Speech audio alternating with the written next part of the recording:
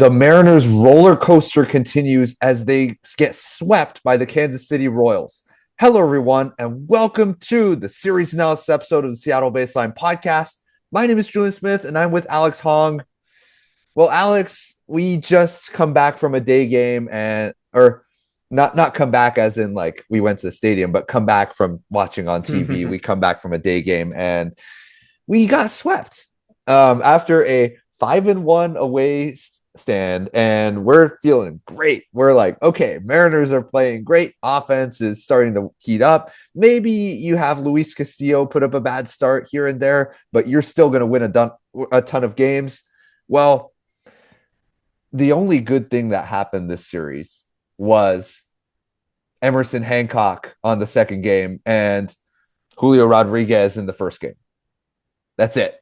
So, Alex, how do you make of this one? Because you played so good away, and then you come back to T-Mobile Park, and the team looks like they forgot how to play the sport.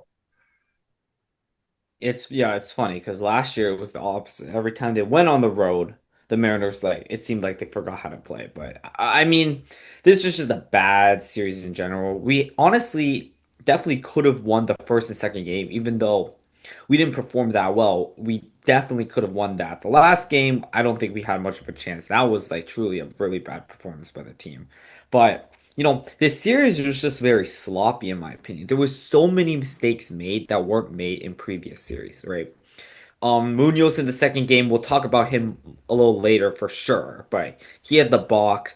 Julio had that error, that was really weird. JP Crawford defensive struggles. Like it's just a lot of sloppiness around, which definitely contributed to these losses, especially on a close game. That's where these mistakes and errors really add up and can really cost you.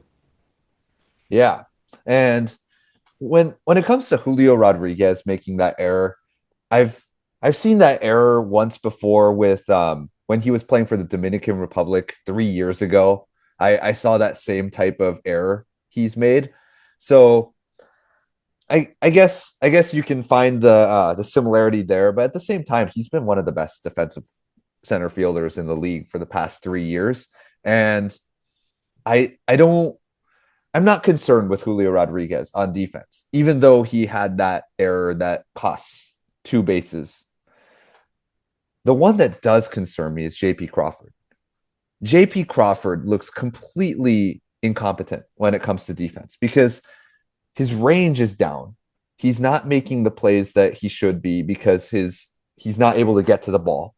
He's not able to throw the ball quickly anymore. His the arm, and I wonder if this is tied to his inflammation that happened early in the season when he started the season on the injured list. But clearly, his arm is not strong enough to make any double plays, and he's costing runs left and right. And so it's been a rough one for JP Crawford. And I at this point I just don't think he's competent enough. And then today weird he makes that weird play where the ball, it's a weak grounder that hits his glove and then shoots out. At that point, that's when Julio Rodriguez made the rough error. It was like, okay, Julio is still a really good defensive center fielder. When JP Crawford does something like that, it emphasizes it because now instead of just not being a good enough shortstop when it comes to the range and then arm, he's not even making the plays that everybody should be making. Yeah, and it's just tough out there, and he's not even playing very well on offense right now, especially lately. So I feel like we're just kind of counting down the time until Emerson Hancock comes up because Or Cole Cole Emerson. Young's been playing great. Cole Or Emerson. sorry, not Emerson, Cole. Yes. Sorry, both Emersons. But yeah, because Cole Young's not going anywhere. He's been good. Naylor has, I mean, that he's first baseman. He has nothing to do with those three positions. And then the other infielder, Brendan Donovan, he unless he falls off a cliff magically when he comes back, he's not the one getting replaced either. So the guy who's gonna, not be starting has to be JP Crawford. And I know he's been the longest tenured Mariner, but the play has been just so bad that like I feel like we cannot afford to start him every single day. Like he might still start a few days if like Cole Emerson needs some rest, but when Cole Emerson gets called up, I feel like he's coming for JP Crawford's job. Yeah. And I think you got a really good example from the Kansas City Royals this time when you watch Bobby Witt Jr. play shortstop, and that's the counterpart to J.P. Crawford playing shortstop. Bobby Witt Jr. has an exceptional arm, plays like a third baseman playing at shortstop with the arm, and then he's able to get to everything that the Mariners were hitting. Literally, there were plays. This was actually a play off of J.P. Crawford's bat. He hits it up the middle. I thought it was going to be a base hit. It was a hard hit ball. I think it was like 106 off the bat. Um, Bobby Witt Jr. gets to it in the middle, right next to the second base, and he makes it look easy.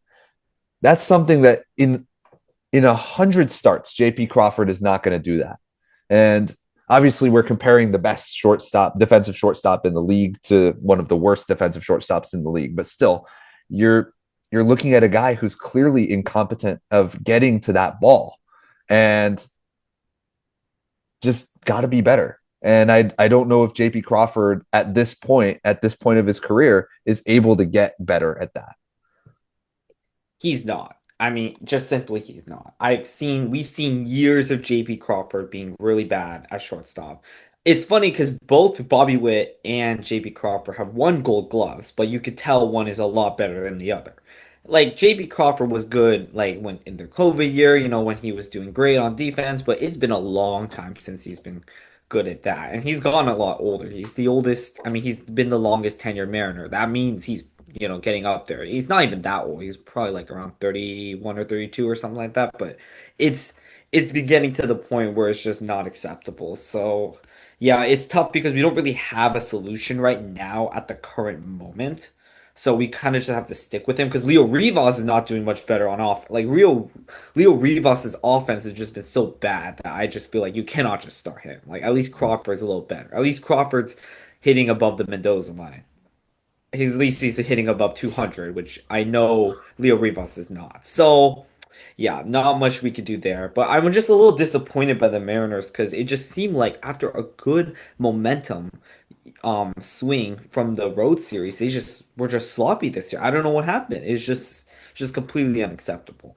But moving on from that matter, I think another issue was the pitching. Now, one player in particular was not an issue, and that was Emerson Hancock. He had another amazing start, and it's too bad we couldn't win that second game for him because he had like what 14 strikeout. It was a Yeah. crazy 14 strikeouts, 7 innings. That's probably the best start Emerson Hancock has ever had.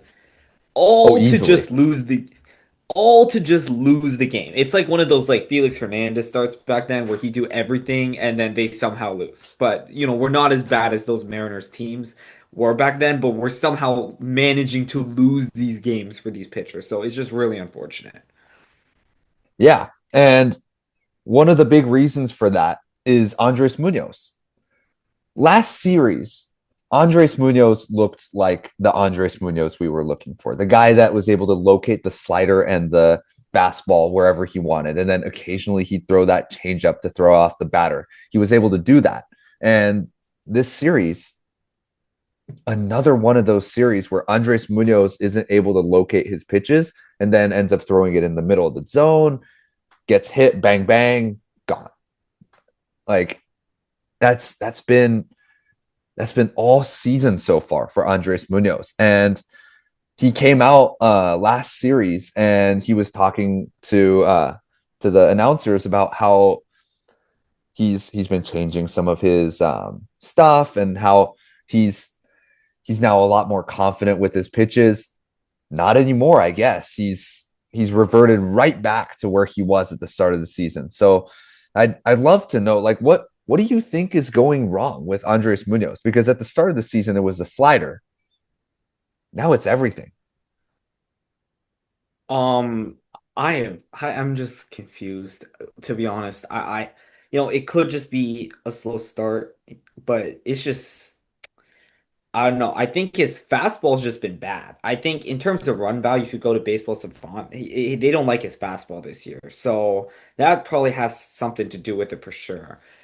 I I mean, th- nothing's changed. His velo's still good. Um, I think his whiff rate is still good. I just, he's just not been the same though in terms of results, and maybe a little bit unlucky. Like I'd say maybe a little bit, it wasn't entirely his fault, but he's a guy that we used to rely on in the past. Oh, Andres Munoz coming in, 1 run lead, we win. Okay, ninth inning, we got this, right? But now, even like when he came in that second game, in the ninth inning, I was not confident. Well, it wasn't like I knew he was going to give up a run, but it was not the same confidence I had before in Munoz, like last year. yeah, and you just mentioned the run value from the fastball. I um the stats say that, but I kind of disagree with that. I slightly disagree because I think that the run value on the fastball declining comes from the fact that his secondary pitches aren't able to be located, and he has to go back to his fastball. Now the batters are thinking, oh, he's going to go back to the fastball because he can't locate his slider, can't locate his changeup. He's the only thing he has left is the fastball, and so I think that's where the run value in the fastball goes down. And at the end of the day, it's the secondary pitches because Andres Munoz does have one of the best sliders in the game. But when he can't locate it, you're going to give up walks, you're going to give up hits because now you have to put it in the middle of the zone. And that's exactly what's been going on with Andres Munoz this year. So it's been a rough time for Munoz. He needs to get back into things. If the Mariners want to get to the playoffs and if the Mariners want to get to the World Series, they're not going to do it without their closer. Look at the Astros. Brian Abreu is playing like he's never played baseball before, and obviously Josh Hader is injured. Basically the same situation. Matt Brash is injured for the Mariners, and Andres Munoz is playing like not Andres Munoz. So you can see from where the Astros are at right now that having a closer and a setup guy that can't play, it takes a big toll on the team, and that's what's happening with the Mariners here. hmm Yeah, I mean, regression isn't the most like shocking thing with Munoz because he was so good last year, but yeah, it just hurts to see like losing some confidence. And it's mostly, you're right, his slider is dominant. Last year, his slider was so good, it would dominate everything. People couldn't hit it, then people couldn't hit the fastball. But this year, the slider hasn't been there. So I think you're kind of right on that part where his slider really determines how well he's going to pitch. It's same thing with Matt Brash. They're honestly very similar pitchers in terms of, and Brash especially, his slider usage is I think like 60 or 70, but he basically throws the slider majority of the time and it's so good. It's so effective. So they really need to rely on that. Yeah, The other starting pitchers, on the other hand, did not. And with Castillo, he did about what I expected out of him. But Brian Wu, this is the second time he's had a clunker start, and it's a little disappointing to see.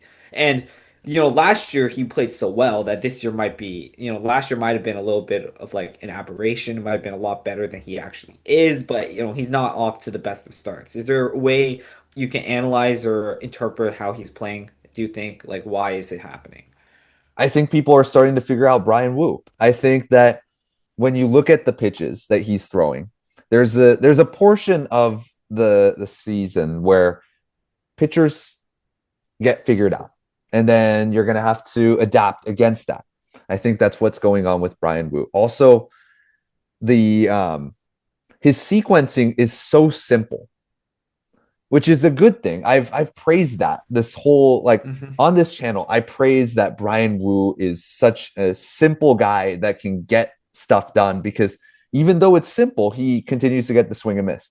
Maybe that's a little bit in the past now, and maybe his super fastball needs to be located in different spots, a little bit less on the zone. But overall, I think that Brian Wu this year, one thing that in the past two starts, the bad starts that he's been doing is he's not getting strike one.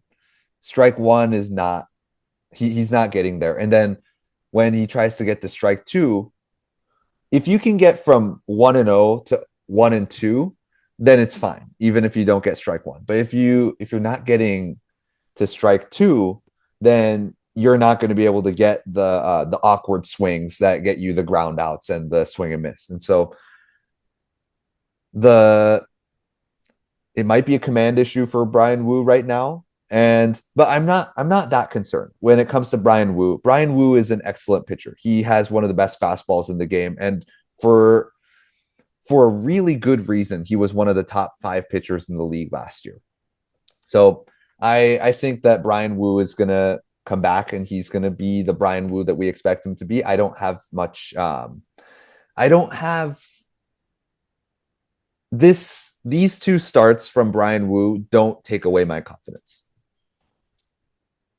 Yeah. I mean, you know, his walk rate is really low. He's not walking anybody, but he's also not striking people out, which means the balls are all going in play. So that's not good to see where these players are getting contact. Because, even if it's a weak grounder, it's still a ball in play, right? I mean, he hasn't been walking anybody. Like his walk rate is really low this year, actually. And like I said, in the last game he had two strikeouts. I know it was a bad start in general, but that means all the balls are going in play. If it's not a strikeout, not a walk, they're going in play. So it's just I mean, yeah, his fastball is his best pitch. Like last year, it was dominant, and this year hasn't been as dominant, and that's probably resulting in this. I'm not exactly sure how to interpret that, but maybe if you give it some time, he can still be able to figure it out, right? I mean, no pitcher is going to be perfect for their entire career. They're going to, even the best pitchers face their hurdles. And this might be a hurdle that Brian Wu's facing, but hopefully he's able to overcome it, is our hope. Yeah, and he has the pitches to do it. I mean, he's got the four seam fastball that rides in the zone, the two seam fastball that breaks differently than the four seamer. It looks the same out of the hand. And then you've got the slider and the sweeper that move the other way. He has the pitches to do it. It's just a matter of does he do it or not. But moving on to the Atlanta Braves, who have been playing one of the best baseball seasons that they've played in a while and one of the best baseball seasons in the league right now. So, Alex, what do you make of this team? What should the Mariners be doing to beat a team like the Atlanta Braves? Well, they have the best record in the MLB right now, actually. Better than the Dodgers, Better better than the than the Dodgers? Yankees. Oh, Yes, they're better than the Dodgers kind of had a skid the last few games. But yes, they have 25 wins, so that's the highest in the MLB. So, they've been really, really good. They've been really hot lately. They're a very hot team. So Acuna is down, right? Acuna is injured, but they can hardly even feel the loss because oh my goodness, their offense is crazy. And not even just their offense, their pitching is like going crazy too. This is going to be a very difficult series, Julian. Um, I have Matt Olson and Drake Baldwin in fantasy, and they've been doing really, really well for me. So I already knew they were good before I even looked at their stats. But um, so they're amazing. Ozzy Albies also been really good, especially recently. Michael Harris has been good. Like their lineup is crazy. Their offensive production is really, really good. That's going to be a struggle, especially because our pitchers, you know, we have Gilbert, Kirby, and Wu, so we'll see how that goes out. But if like our pitchers have bad game, their offense could definitely score like 8 runs or so, and we're definitely gonna lose those games. I don't think because especially how their pitching is playing, and we're not even against that's kind of going all over the place, but with their pitching staff, at least the good thing is on this series is we're not against Chris Sale. We're against their other three pitchers, which aren't as good, but there's still a lot of worry to be had. yeah. And one of them is Seattle native J.R. Ritchie. Um, he's he's played great. You have Bryce Elder, who's also Bryce Elder's been playing one of the best in the league so far. And then you Yeah. have Grant Holmes. He's not playing as good, but still, you have to beat these guys. These are pitchers that you have to beat. You can't take your walks and then see if you can score with the runners in scoring position. You have to beat these guys because, for example, Bryce Elder has walked 13 and struck out 36. He's also a 50% ground ball pitcher. That's why he's been good. His command is elite. and he's able to get the pitches in the zone exactly where he wants. He's going to work a sinker at 94, and then he's going to work that slider, moves the opposite way. We talked about how that's effective. And then you have a changeup, a four seam, and a curveball. So you've got pitches moving all over the place from Bryce Elder. And it explains why he has a sub 2 ERA. He's got all those pitches plus high command, even though he doesn't have the velocity. He has that control in the zone exactly where he wants to put it. 50% ground ball is no joke.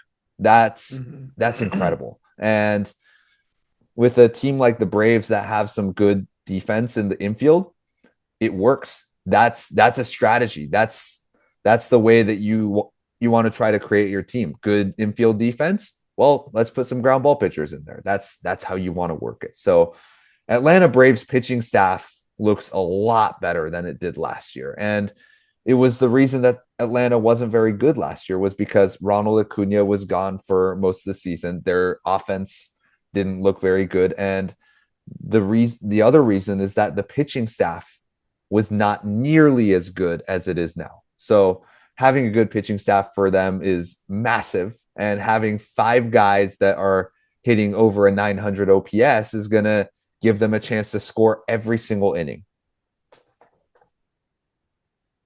Yeah. We have to get to their starters, I agree, because their bullpen is really good. They have Robert Suarez, who was the Padres closer last year, and we all know about that Padres relief pitching staff last year. So I mean, he's been doing amazing so far. Dylan Lee, he's also been really good. Tyler Kinley, these guys all have under a 1.3 ERA, and for Robert Suarez, it's a 0.66 ERA. So they've basically given nothing up this season. So yeah, this is going to be a little bit of a struggle, I think. The Mariners have surprised us in the past. They have sometimes been really good against really good pitching, but it's really going to have to happen. There's no way around it. If we don't score any runs, we're not going to win, and that goes for any series. But really, they have to really perform in this series in order to even have a chance, I think, right now, especially with the way the Braves are playing. Yeah. And with the Braves having good command and good control in the zone, a low walk rate overall this season, the Mariners need to be able to hit. They can't rely on the pitcher walking them. They players like Julio Rodriguez, JP Crawford, they have to hit the ball in play and get singles, get home runs. Whatever they can do to get the ball in play, they have to keep doing because they're not going to get any freebies this series. Hmm. Yep. It's Yes. it looks like it's going to be a really tough series, and looking at them, I see exactly why they're the number 1 team in the league. So if the Mariners want to win this, they have to play out of their minds, which they didn't do last series, but we've seen the Mariners have some really crazy, really weird ways of winning. So maybe they pull it off. Hopefully they do. They need to. This is the series that really, if you can't get back to 500 in the next 2 weeks, it's going to be pretty rough. Yeah, and remember, good teams have to beat good teams. So if the Mariners want to be good, they have to at least, they can't just roll over and get swept by the Braves just because they've been good. They have to be able to take some games from them. And so yeah, I'm not sure what to hope for in this series. I hope to see, even if like they don't end up winning, at least to see some good signs against a really good team. This is a really good competition we're against, and we gotta see how we perform. And it's gonna be key moving forward because this is a very tough matchup. Yeah. Definitely tough going on. 2/3 of their hitters, and I'm not even including Acuna because he's not gonna play, is above like over 100 WRC plus. So all above average. Basically, their entire lineup is just raking and doing amazing. So it's gonna be tough for sure. That's Then definitely again, true. if you this Mariners team is supposed to make the World Series, and if you're trying to make the World Series, then this Atlanta Braves team is probably as close as you're going to get in the regular season to the World Series team, and so you have to be able to beat these guys. That's part of being a contender and a World Series player. So I'm excited to see what the Mariners are able to do here. They definitely do have the team to pull it off. It's just whether or not they do it.